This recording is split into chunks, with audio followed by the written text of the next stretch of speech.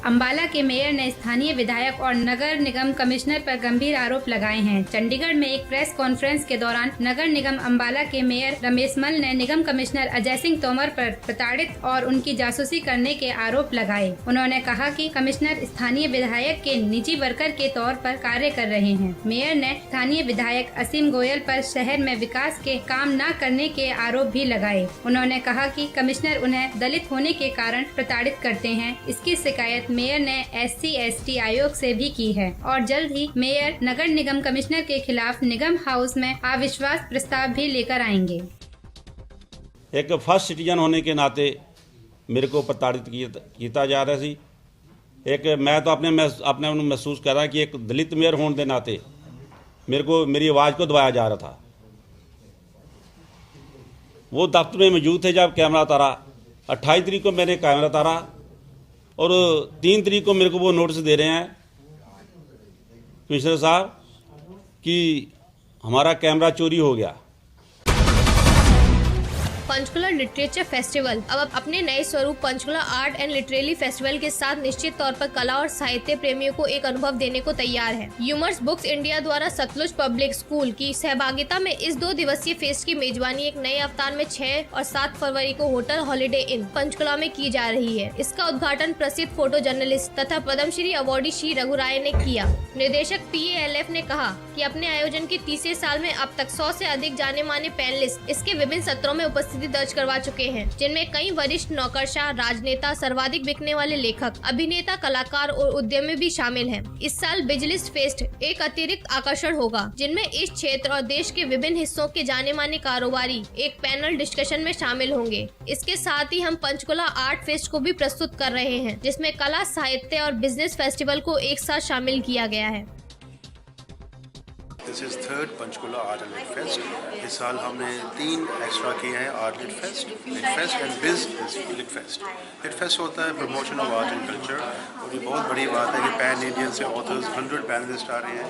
हमारे madam SSP यहाँ DIG थे, Charupali, mister Raghu Rai and mister Diwan Manna जो आर्टिस्ट हैं बड़े हाई स्केल पे। तो 100 ऑथर्स जो सारे इंडिया और ग्लोबल सिचुएशन से आए हैं और डिस्कशन करेंगे। 25 पैनल्स हैं, सेशंस उनको कहते हैं, जो 2 दिन में ख़त्म होंगे। एंड द मेन एक्टिविटी है कि पंचकुला को लिटरेरी मैप के ऊपर हमने कोशिश किया लेके आने के लिए। DC साहब ने भी इनॉग्रेट किया इसको, मेयर और इधर अलवालिया मैडम भी आए थे। So we are having a great time. Panchkula sector 6 के एक निजी अस्पताल में उस वक्त हंगामा मच गया जब कर्मचारियों के एक ठेकेदार ने मीटिंग के दौरान पिस्तौल दिखा दी। इसके बाद कर्मचारियों ने ठेकेदार की धुनाई भी कर डाली। सूचना पर पहुंची पुलिस ने ठेकेदार को किसी तरह भीड़ से बचाया और थाने ले गई। कर्मचारी का आरोप है कि मीटिंग के दौरान वर्दी सिलवाने के लिए ठेकेदार ने पहले बहस की और उसके बाद पिस्तौल निकाल कर दिखा दी। ठेकेदार इन्होंने हमारा टेंडर लिया है, इन्होंने पिस्टल दिखाई हमारे को। क्यों दिखाई? गोली मार देंगे, मार के दिखा मेरे को। क्यों दिखाई पिस्टल? वहाँ पिस्टल दिखाई जहाँ पे हम बैठे थे मीटिंग के अंदर। इन्होंने क्यों दिखाई पिस्टल? इसने यो बहस करके कर रहा था बुढ़ापी, इन्होंने पिस्टल निकाल के दिखाई। क्या कह रहा था? कह रहा था गोली मार दूंगा। क्यों मार देगा? गोली मार दूंगा अगर मैं बोला बरकत ऐसा हो सकता तो गोली मारेंगे। जिले के काजाखुर्द गांव में रेल राज्य मंत्री ने बीजेपी के पूर्व जिला अध्यक्ष स्वर्गवासी सुशील राय के प्रतिमा का अनावरण किया। इस दौरान बीजेपी के नेताओं ने रेल राज्य मंत्री मनोज सिन्हा का स्वागत किया। बताते चले कि 2014 लोकसभा चुनाव के दौरान मोदी के आगमन की तैयारियां करते वक्त रोड एक्सीडेंट में बीजेपी के जिला अध्यक्ष सुशील राय की मृत्यु हो गई थी और मोदी जी ने कार्यक्रम रद्द कर दिया था। लेकिन मोदी ने बीजेपी सरकार बनने के बाद मृतक सुशील राय के परिवार से वादा किया था कि वो मिलने उनके गाँव आएंगे, लेकिन करीब 1.5 साल बीत जाने के बाद भी मोदी जी नहीं आए। इस मामले पर घोसी सांसद हरिनारायण राजभर ने मोदी पर ही निशाना साध दिया और कहा कि जनता इंतजार कर रही है मोदी जी। पारी पारी हम लोगों ने प्रधानमंत्री और से मिला। हमने यही एक ही बात दोहराया, मानवर जो आपने सेंट्रल हॉल में वादा किया कि हम मऊ जरूर जाऊंगा। मऊ की जनता याद कर रही है। आप बनारस जाते हैं, बनारस से मात्र 100 किलोमीटर मऊ पड़ता है और आप नहीं गए। वहाँ की जनता आज तक इंतजार करती है। कब्र से निकलकर मुर्दा लड़की देगी अपने कत्ल की गवाही और कातिल का चेहरा होगा बेनकाब, क्योंकि मरने वाली नाबालिग लड़की का हत्यारा अभी खुली हवा में सांस ले रहा है, जिससे अफशा की मां बहुत आहत है। उसके कलेजे के टुकड़े को मौत की घाट उतारने वाले को वह सलाखों के पीछे देखना चाहती है। छात्रा की मां ने इस संबंध में जिला अधिकारी को एक प्रार्थना पत्र दिया और शव को कब्र से निकलवाकर पोस्टमार्टम कराने की अनुमति मांगी और जिला अधिकारी ने शव को कब्र से निकालकर पोस्टमार्टम कराने की अनुमति जारी कर दी। इसके लिए एसडीएम सदर को नामित किया और शव को कब्र से निकाला गया। शव के निकलते समय एसडीएम सदर और सीओ सिटी आले हसन खां और थाने अध्यक्ष जीत सिंह और अन्य अधिकारी और पुलिस मौजूद रहे। शव को पोस्टमार्टम के लिए जिला अस्पताल भेजा गया। बहरहाल पोस्टमार्टम की रिपोर्ट का इंतजार है, उसके बाद ही ये फैसला होगा कि ये आत्महत्या है या हत्या। हमने 21 तारीख को एप्लीकेशन दी थी। एप्लीकेशन देने के बाद कोई कार्रवाई नहीं हुई, कोई भी कहीं तक कुछ भी नहीं पहुंचा। उसके बाद भी हम धक्के खाते रहे, कचहरियाँ जाते रहे, इधर उधर सबने जुल मिलवाए। उसके बाद भी इतनी ढीलापन है कि कल भी हमें टाइम दिया गया था कि कल हो जाएगा। पूरे दिन हमने रास्ता देखा, कुछ भी नहीं हुआ। आज सुबह का टाइम दिया गया था कि 10 बजे तक सब कुछ हो जाएगा और मेरी बहन के बारे में जो भी हुआ है उसको इंसाफ मिलेगा, लेकिन अभी तक कोई कार्रवाई नहीं। की माँ है, उन्होंने जो है दरख्वास्त दी थी डीएम साहब के लिए, जो डीएम साहब के आदेश से, जिलाधिकारी महोदय के आदेश से निकला है और नायब तहसीलदार साहब मजिस्ट्रेट के रूप में यहाँ आए और बाकी हमारा थाना गंज का फोर्स है, एसओ में फोर्स के हैं और हमने सबको निकाल लिया और पोस्टमार्टम के लिए भेज दिया गया।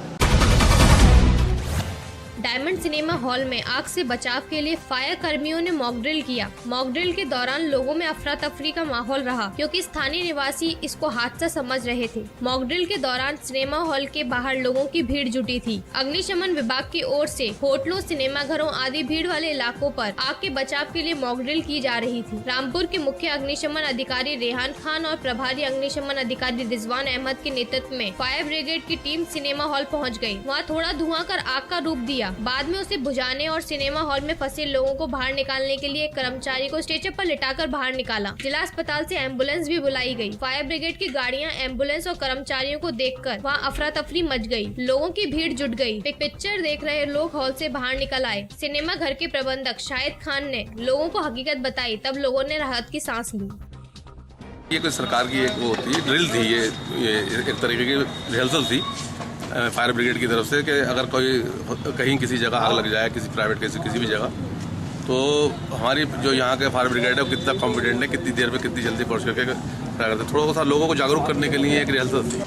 ये फायर ड्रिल का अभ्यास था, मॉक ड्रिल थी। मॉल, मल्टीप्लेक्स या सिनेमा हॉल इधर पे अगर कोई इस तरह का फायर इंसिडेंट होता है तो उसमें हमारी टीम को कैसे निपटना और लोगों को जागरूक करना मुख्य उद्देश्य था। कैसे निकलेंगे सुरक्षित, और अगर कोई हताहत है तो उसको एम्बुलेंस तक पहुंचाना है, हम लोगों को कैसे अंदर से लाएंगे, उसका अभ्यास कराया।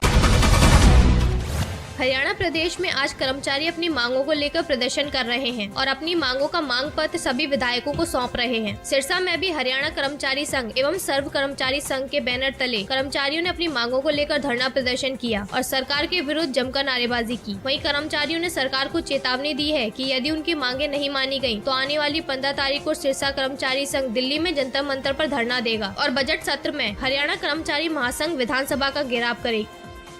आज जो मांग पत्र दिया गया, इस पर तुरंत प्रभाव से नेतृत्व को बुला करके बातचीत के माध्यम से समस्याओं का निदान नहीं करती है तो बजट सत्र में हरियाणा कर्मचारी महासंघ विधानसभा का घेराव करेगा। आज सर्व कर्मचारी संघ हरियाणा अखिल भारतीय राज्य कर्मचारी महासंघ से एफिलिएशन ने ये आज पहला पड़ाव इलेक्शनों के दौरान के बाद जो हुआ है, इसमें आज हम विधायकों को ज्ञापन सौंपेंगे और 15 तारीख को जंतर मंतर पे सिरसा डिपो की तरफ से, सिरसा कर्मचारी सर्व कर्मचारी संघ की तरफ से जंतर मंतर में कूच करेंगे और वहां धरना देंगे।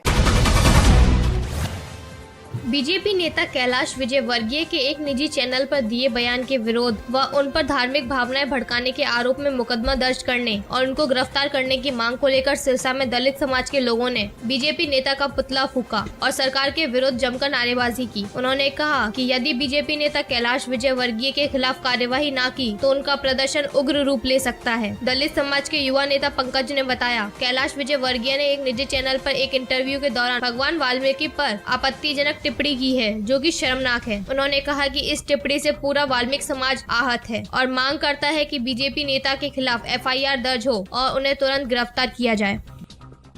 ये कैलाश विजयवर्गीय भाजपा के नेता हैं। इन्होंने भगवान वाल्मीकि जी के बारे में एक निजी चैनल के इंटरव्यू में काफ़ी अपशब्दों का प्रयोग किया है। इस कारण हमने रोष व्यक्त कर कैलाश विजयवर्गीय का पुतला फूंका है। जिस व्यक्ति को भगवान वाल्मीकि के इतिहास के बारे में नहीं पता, उनके बारे में नहीं पता, जिन्होंने रामायण की रचना करी है, 14 और ग्रंथों की रचना की है, सीता के रक्षक रहे हैं, लव कुश के शिक्षक रहे हैं, उन ऐसी हस्ती के बारे में इतने गलत बोलना बहुत ही शर्मनाक बात है। इसके लिए हम उनका विरोध प्रदर्शन कर रहे हैं, पुतला फूंका है। इसके बाद हम ये FIR इनकी सिटी थाने में ये FIR हम कैलाश विजयवर्गीय के खिलाफ धार्मिक भावनाओं को भड़काने का मामला दर्ज करवाएंगे और हम सिरसा पुलिस, हरियाणा पुलिस जो कि आजकल काफ़ी एक्टिव है, हम उनसे यही उम्मीद करते हैं कि कैलाश विजयवर्गीय को अरेस्ट करके यहाँ लाए धार्मिक भावना भड़काने के मामले में और हमारा जल्द से जल्द पर्चा दर्ज करें। अन्यथा ये प्रदर्शन जो शांतिपूर्वक है वाल्मीकि समाज की तरफ से ये हिंसक रूप भी ले सकता है। यूपी में अवैध स्लेटर हाउस की भरमार है। इन्हीं में से बुलंदशहर के खुर्जा में स्थित 2 फैक्ट्रियों पर राष्ट्रीय हरित अधिकरण ने दोनों फैक्ट्रियों को सील कर दिया। इनमें से एक खुर्जा के चेयरमैन रफीक फड्डा की है। आपको बता दें कि खुर्जा के मुड़ाखेड़ा रोड पर स्थित मीट फैक्ट्री अल्पतमस भोजन व वायु स्प्रिंग लंबे समय से बगैर किसी अधिकार पत्र के धड़ल्ले से संचालित की जा रही थी। दोनों फैक्ट्रियों के पास प्रदूषण विभाग की अनुमति नहीं थी, लेकिन जिला प्रशासन की कृपा के चलते ये फैक्ट्रियां धड़ल्ले से चल रही थी। फैक्ट्री के मालिक तसुकदार हैं और एक तो सपा के नेता और वर्तमान चेयरमैन नगर पालिका खुर्जा के रफीक फड्डा की है। तभी तो बिना किसी परमिशन के दोनों फैक्ट्रियां सुचारू रूप से चल रही थी और शायद यही वजह है कि राष्ट्रीय हरित अधिकरण के आदेश के बाद भी फैक्ट्रियों को बंद कराने में प्रशासन को समय लग गया। ये 5 लोगों की टीम बना दी गई। वही टीम आके पहले हमने जो है उधर बरौली रोड पे स्थित जो वो मेथर्स बायो स्प्रिंग है उसको सीज किया है और अब ये अल्तमस जो यहाँ पे ये चल रही है जहाँ पे हम लोग खड़े हैं, अब इसको सीज करने की कार्रवाई की गई है। पिछले 2 बजट में हरियाणा के साथ भेदभावपूर्ण रवैया अपनाया गया। वहीं पिछली सरकार के बड़े प्रोजेक्ट पे कोई ठोस कार्यवाही नहीं की गई। ये बात सिरसा में कांग्रेस प्रदेशाध्यक्ष अशोक तंवर ने कही। सिरसा में कार्यकर्ताओं से मिलने के बाद पत्रकारों से बातचीत करते हुए उन्होंने कहा कि इस इलाके के लोग आज भी बेहतर रेल सुविधाओं के लिए इंतजार कर रहे हैं। इस क्षेत्र की मांग को लेकर वो रेल मंत्री से मिलने की कोशिश करेंगे, बशर्ते उसमें भी टाइम देने में कोई भेदभाव न हो। पंचायती चुनाव नतीजों पर बोलते हुए तंवर ने कहा कि इस चुनावों में किसी भी दल को स्पष्ट बहुमत नहीं मिला है। वहीं पूरे प्रदेश में कांग्रेस समर्थक उम्मीदवार जीत कर आए हैं। शैक्षणिक योग्यता के कारण जहाँ आम आदमी को चुनाव लड़ने के अधिकार से वंचित किया गया, वहीं महिलाओं को इस मामले में सबसे अधिक नुकसान हुआ है। मिलने की कोशिश करेंगे, रेल मंत्री अब समय देंगे। सिरसा के लोगों हो सकता है समय में भी भेदभाव कर दें और अगर समय मिलेगा तो आपकी बात हम उठाने का काम करेंगे। तो सरकार जिस तरीके से कहती थी कि हम रोजगार देंगे, तरक्की होगी, अच्छे दिन आएंगे, ये सारे चीजें अब जो है सपने और जुमले बन करके रह गए हैं।